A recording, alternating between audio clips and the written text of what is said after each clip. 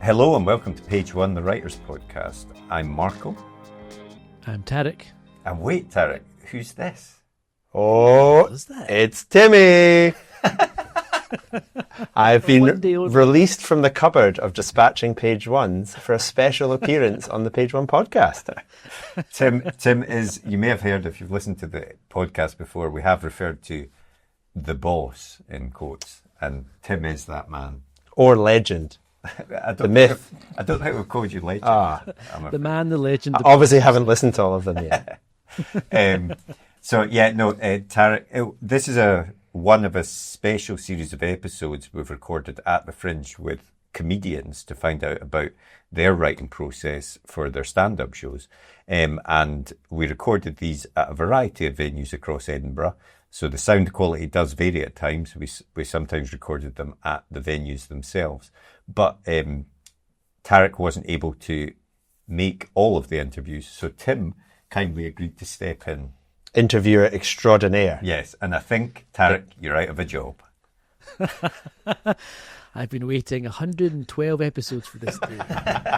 I'm finally free. Well, you've not heard my ones yet, so we'll see how that goes. We'll see how it goes with the listeners. But yeah, so we will get straight into these special episodes. We're releasing at least one a day this week. They're very short episodes, but hopefully very interesting and funny, of course. And we'll play a quick advert for our writer's notebook, and then we'll get straight into the interview. But for now, on with the podcast. See you later. The blank page. To some, it's terrifying, an obstacle to overcome. But we prefer to think of it as an opportunity, a blank canvas to be filled with all of the adventures and characters in our head. So how to overcome that fear? Well, we all know the best advice for a writer is write. Seriously, get words on the page and more will follow. But what about later, when you start trying to pull those threads of what you've written together? What about the character you wrote about way back at the start? Who was she again? What was she carrying? And where did she leave the MacGuffin that she now really needs in the third act? Think about all those top thrillers you like to read, or that amazing drama you just watched. What did they all have in common? Structure and planning. As aspiring writers ourselves, we've tried many different methods to try and organise all the thoughts about the stories we want to tell. We've been there searching for a piece of scrap paper to note something down, or making a quick note on our phone in between meetings. Or sometimes we'll make a note in whatever notebook we're carrying, or a document on our laptop so we don't forget that great idea. Let's be honest, it can all be a bit messy and it's easy to lose track of everything. And that's when we realised it's not just the story that needs structure and planning, but the way we gather all of our thoughts about it as well. And so we made Page One. Page One is more than just another notebook. It's a place to put down all your ideas for your latest project, divided into easy-to-use sections that will help you plan your story, so that when that blank page comes calling, you're ready to answer. And then afterwards, once it's written, we realised you need to plan how to let people read it, so we included a section relating to submissions. Each one is designed for one project, whether you want to write a book, screenplay, a comic, or any other kind of story. We truly believe that when you use it, it will help you get to the main event, writing your story. So we hope this helps. We can't wait to read what you come up with. And remember, every story starts with page one.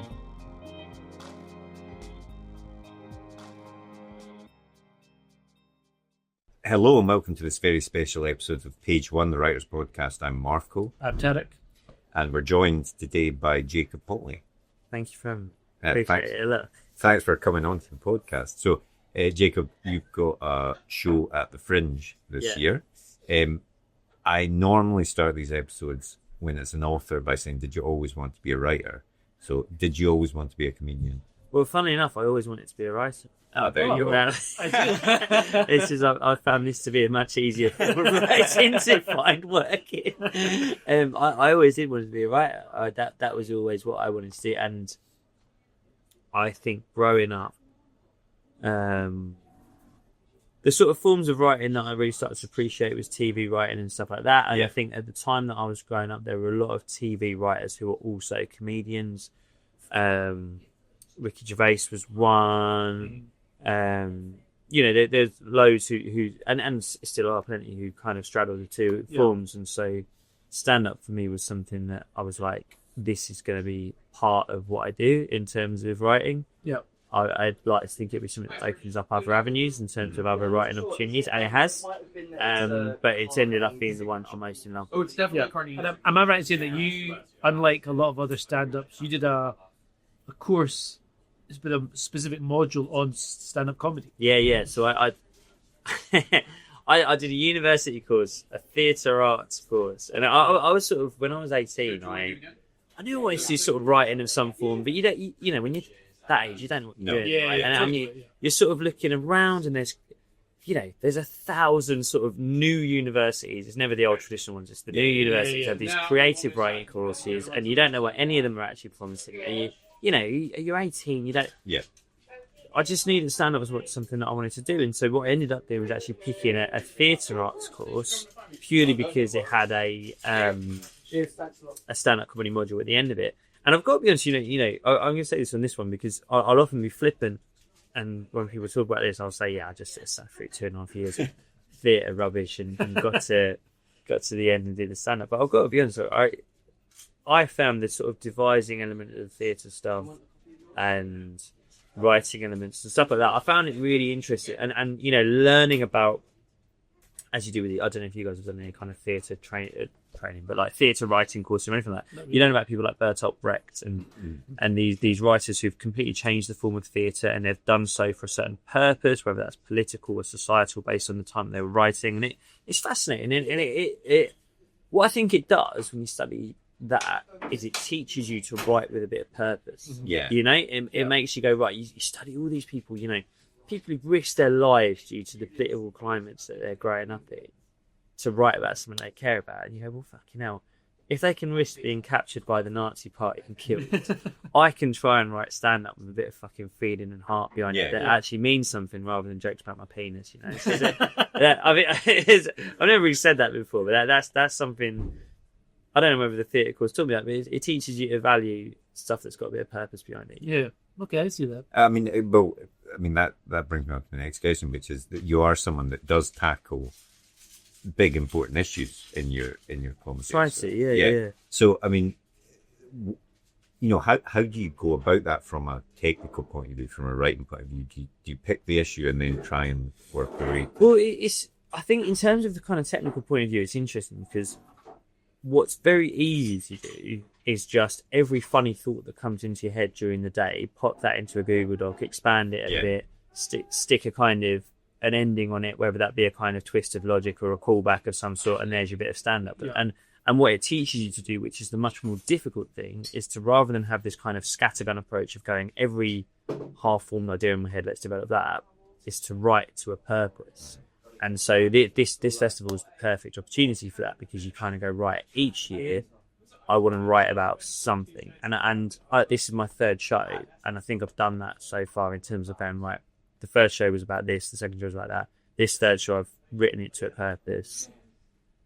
And it means you either have to ignore ideas that are not relevant to the topic or the theme or the idea that you're writing about, or you have to find a way of making them relevant. And I've found over the years that everything tends to be relevant, because say you've got a joke about shreddies or whatever, so it's some irrelevant facile topic.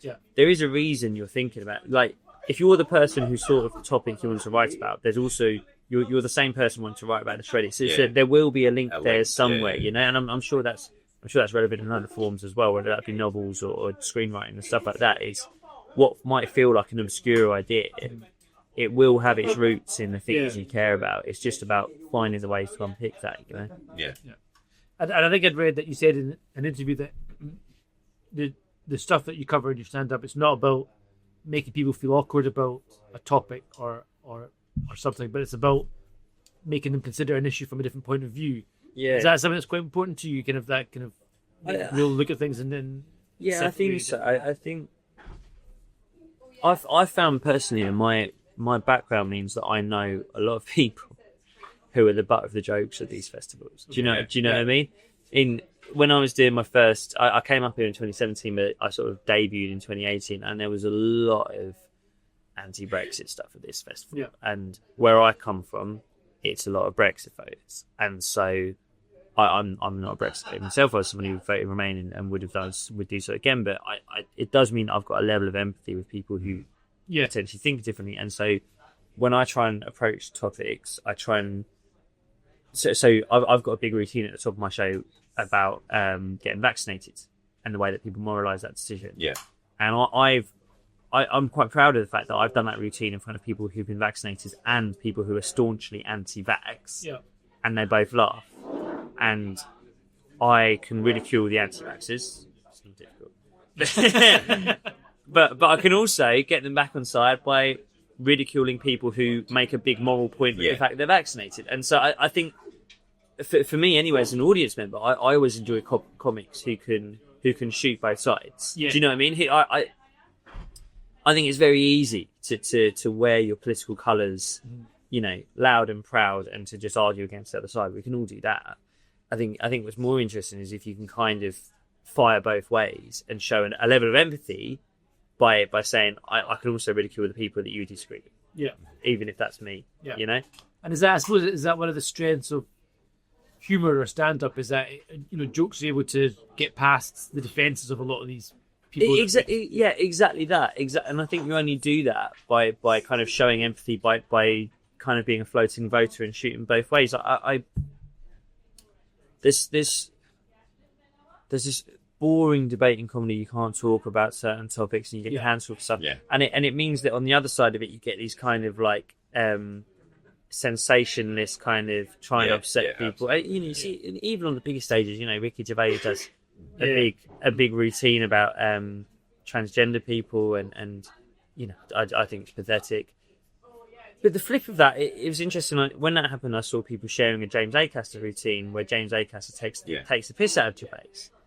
And I was there at the recording of that because I'm friends with James's girlfriend, and I think it's a great routine. But I saw some interest online saying, I wonder how many people who don't like transgender people would watch James and just go, well, that's another idiot who just dislikes me and is trying to shut me down. Yeah.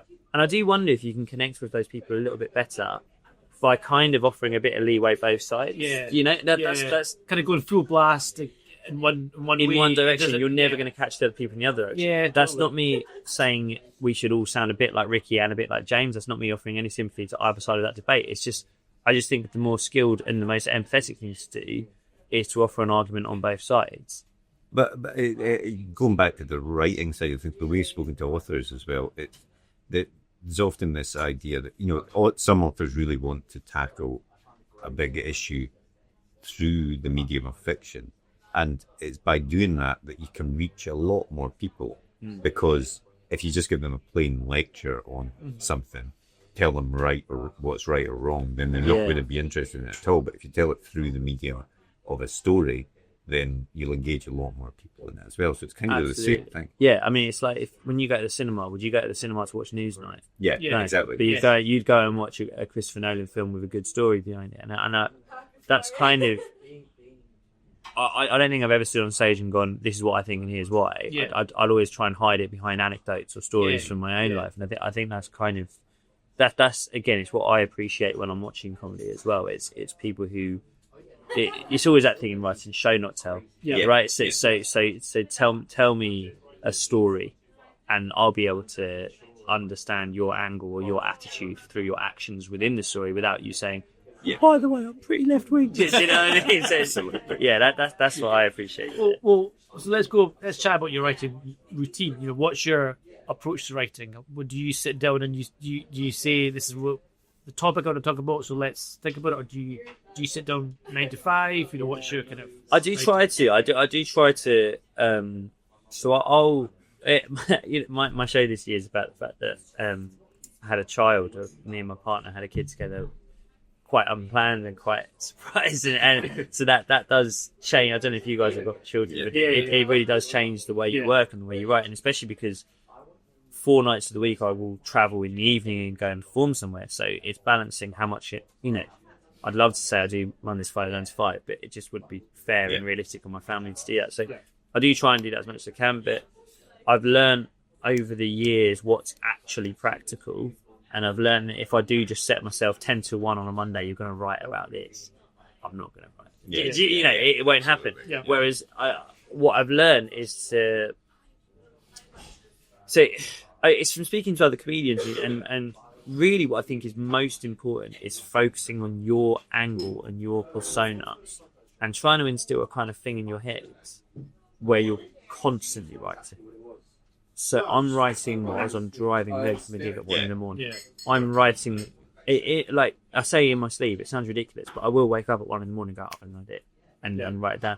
And so it's just, I think if you've got a constant idea of what your angle is, what your persona is, it means you can pick up that magazine there and read the page and go, I know what the funny thing I do on stage, what that person would say about this page, and I could write it down. And so you could apply your everyday life almost through the prism of the character. Yeah, exactly. Yeah, and it sounds ridiculous because I'm not playing a character on stage, I'm myself.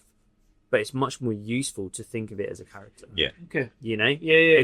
And it's funny, often the best comedians do that. Stuart Lee will always refer to himself in third person. Yeah. Maria Bamford does the same. Tim Key does the same. And it's essentially because, you know, what I've learned over the years is I used to think that the material came first and the performance and the persona came second, and it's the other way around. And I think that applies to, you know, screenwriting and stuff. I've done bits of screenwriting in my time, and there have been times when I put the story first, and I personally believe that was wrong. I think it should always be character first. Mm-hmm. And if you've got a strong enough character, you could put them in a fucking fairground. You could put them on a football pitch, and you could make them do what you want them to do. And so essentially, that's what I'm doing with the stand-up: is focusing on the character on stage, and knowing that whatever happens in life, I know how he would make it funny. Yeah. And so for the last couple of years, the thing that I am trying to make him find funny is the fact that I've had a child without necessarily planning to, and what that's done for me, and the sort of considerations I've had about that, and what that's happened in terms of my little journey, and how that's viewed through that prism of what I do on stage. And so it's meant that I write to a purpose a lot more, but it's also made me more opportunistic in the sense that every gig is an opportunity to write something new. Yeah. And, you know, if I'm thinking about how the character reacts to stuff, the most fertile ground for writing is when I am the character, which is when I'm on stage. Yeah. And so it's learning to just let myself take more risks on stage, you know, rather than going up with a kind of script, which is what we almost do sometimes. Yeah. It's going up with 2 notes. I'm going to talk about, you know, the fact that we went for the first scan yesterday and just see what happens. Yeah. And some of it will be shit, but for the rest of it that's good, you know, audio record everything, transcribe it, read through it when it's written down, see where you can add some more jokes in. I work quite communally, which I think is something that in the UK stand-up comedians don't do enough. Yeah. We have this weird almost point of pride where we all work alone. Yeah. Whereas in America, it's all writers' rooms, it's SNL, they all contribute together. And I'm really fortunate that where I live in North London, all the fucking comedians live there. So some of my best friends and some of the best comedians I know, Pierre Novelli, John Kern, Sarah Barron, they're all very local to me. So I can call them and go for a coffee and go, I've had this idea, what do you think about this? And, you know, Pierre especially has helped me with a lot of my show, and I'd like to think I might have helped him with a couple of bits. Yeah. And I think it's just in years gone by, it was like, right, you know, put 3 hours aside on a Monday, sit in front of a Google Doc and bash it out. And now it's realising that that's not the best use of time. You better spend it going for a coffee with your girlfriend, going and doing stuff. The worst you could do is lock yourself in an office 9 to 5, 57 weeks of the year. And what the fuck are you going to write about? Because you've been locked in an office. You're better off, you know, going around, living life, doing stuff, allowing things to happen to you, but just constantly having that comic voice in your head of how would the character react to these things? What's the observation? And also, you know, reading things on Twitter, you know, getting an idea of what your audience are reading and what they're talking about, and going, right, what does my character think of those? Do you try and read quite wide? Yeah. That's a big thing I do. I go out of my way to read Daily Mail comment sections. And look, that's a tough game. I don't sleep well. and that's, you know, it's not so aggrieving. I think they're all fucking morons. But the point is, that you're seeing you've got to get out there because realistically, I'm going to perform some of them in this festival. Yeah. Totally. I'm going to perform to them on tour, and I've got to. It's not about appeasing them, but it's about understanding how they feel, why they feel that way, so that I can factor it into the material. It might be for a better way to take the piss out of them, you know? Yeah.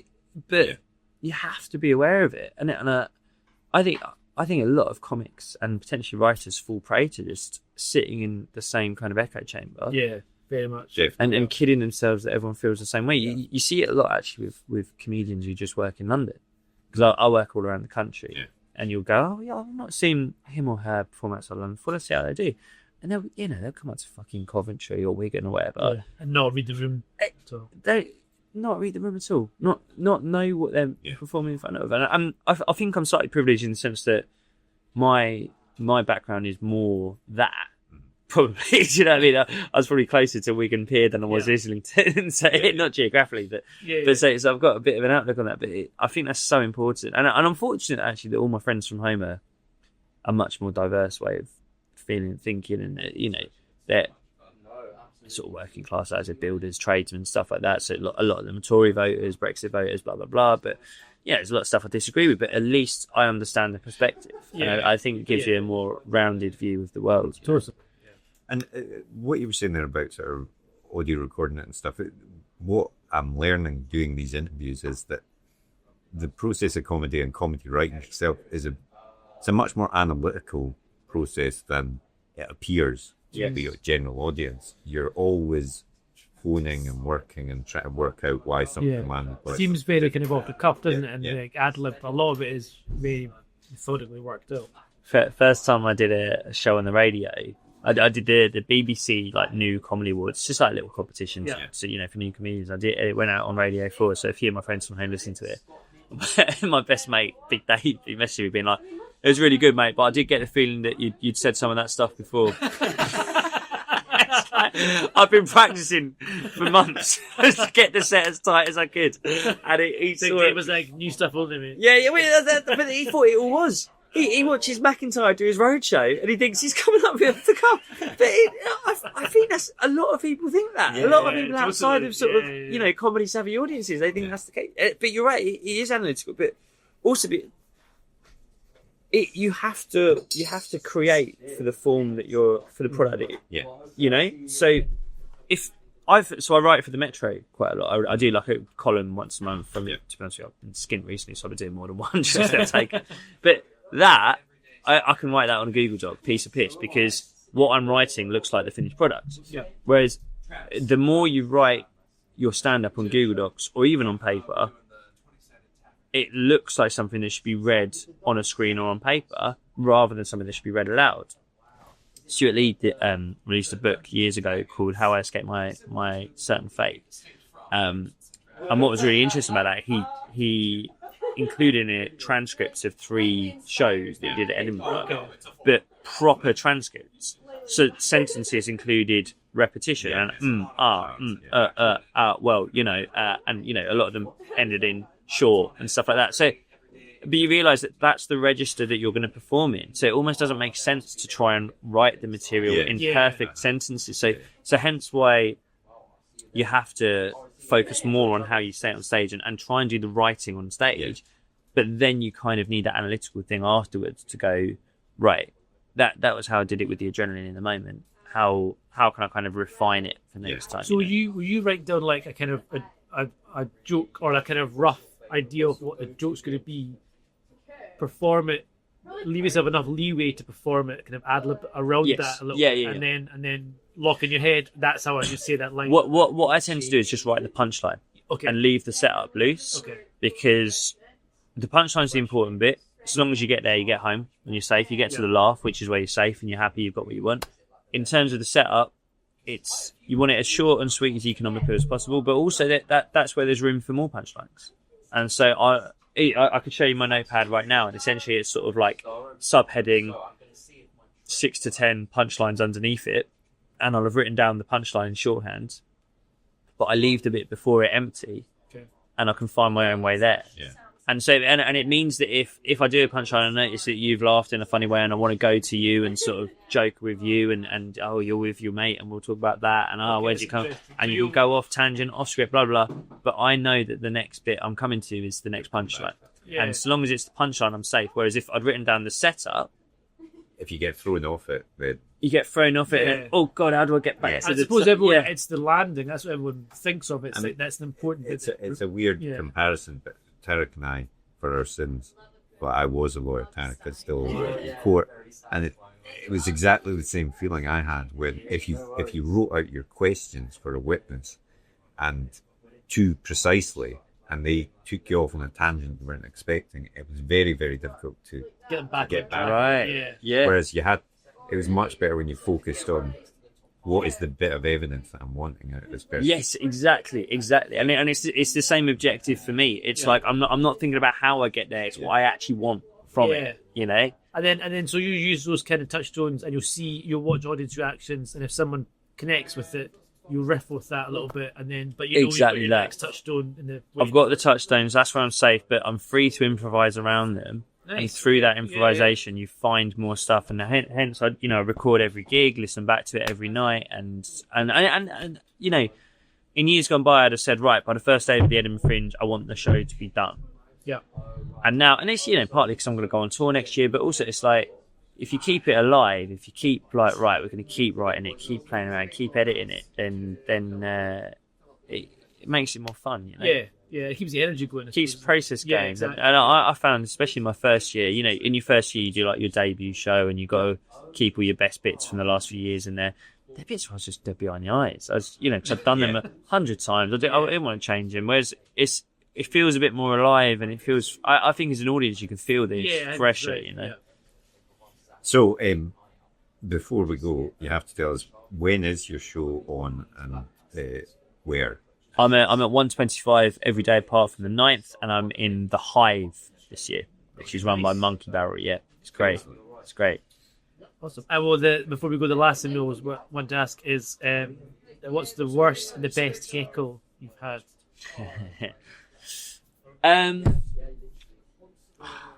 The best heckle I had, I was struggling at a rough gig in Essex. Yeah. Trying out new jokes. I'd written the jokes on my hand to try and sort of prompt me in case I forgot them. Someone in the audience shouted, "What's that in your hand?" And I said, "It's my set." And he shouted out, "It would have been a short set if you'd written it on your cock." That's the best one. That's the most skilled one I've kind of had. The worst, I don't know, man. I mean, the worst ones, I say, because that was a joke, but that was fucking funny, but you get some, it's just where they're trying to be funny all along. And the problem, feel it. and I'm not, the sort of persona I present on stage, I'm not a sort of big brash, smash you down. I always try and be nice. The problem is, if you're nice when someone's trying to be funny, you go, "Oh yeah, nice one, yeah, good one, well done for having a go," and then do it again, you're like, "Oh," and then you have to turn into always need to be a bit of an asshole to shut it down. turn into the teacher and be like, "Right, you have to fucking sit outside in a minute." But yeah. Well, thanks very much. Thank you, gents. Thanks, I really man. appreciate it, man. Yeah. That was really good. Cheers. Well, we hope you enjoyed that episode. If you did, be sure to hit that thumbs up button and hit the subscribe button so you never miss an episode like these ones down here. And if you want to get in touch, you can do so by finding us on our social media platforms up here, or drop us a comment way down below there. But otherwise, thanks for listening and join us for the next episode. See you later.